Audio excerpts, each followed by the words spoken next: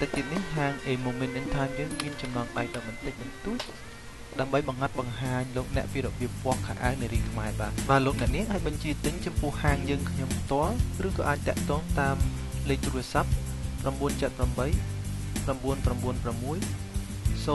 0499 បាទ 978 996 0499 បាទឬក៏អាចតាក់ទងតាមរយៈ website www.mitportrait.com បាទសូមអញ្ជើញរីករាយដល់មិត្តរីបាទបើការវាស់អាវឬសំពត់នោះបើចង់វាស់ឲ្យបានច្បាស់លាស់នោះគឺត្រូវវាស់អ្នកដែលពាក់អាវរឹបហើយស្ដើងទៅនឹងរាងវាស់គឺត្រូវវាស់ឲ្យជាប់នឹងរាងផ្ទាល់ហើយត្រូវឈរឲ្យត្រង់សំពត់ត្រូវការចំណុច3គឺវាស់ទំហំចង្កេះទំហំត្រគាកនិងប្រវែងសម្រងវាស់សំពត់នេះគេវាស់ពីចង្កេះនេះចង្កេះនេះស៊ីបតវាស់ចង្កេះនេះអានេះក៏អាវនេះវាស់ចង្កេះ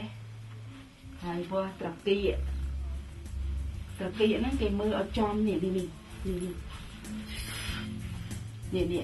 កន្លែងត្រង់នេះពិសេសវាស់ឲ្យចំអាខាងកន្លែងនេះ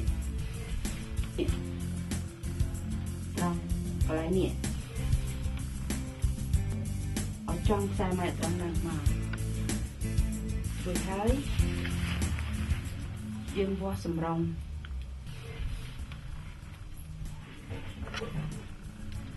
ស៊ីបតយើងកុំអង្គសម្រងស៊ីបតយកត្រឹមភ្នែកគោពេលវាស់កុំឲ្យអោនយកត្រឹមភ្នែកគោស៊ីបតយកវែងពេកអត់ស្អាតដែរដូចយើងសៀរ៉េហើយគេសួររោឆ្វេងឬស្ដាំបត់អានេះបត់ស្ដាំនេះបត់ស្ដាំហើយខាងនេះបត់ឆ្វេងហើយតែយកតាមបើយើងនេះយើងយកតាមពេលយើងស្លៀកកម្មាយើងរុំកម្មាយើងរុំទៅខាងណាគឺយើងខាងហ្នឹងហើយតែស្លៀកខាងហ្នឹងហើយប៉ុណ្ណឹងឯង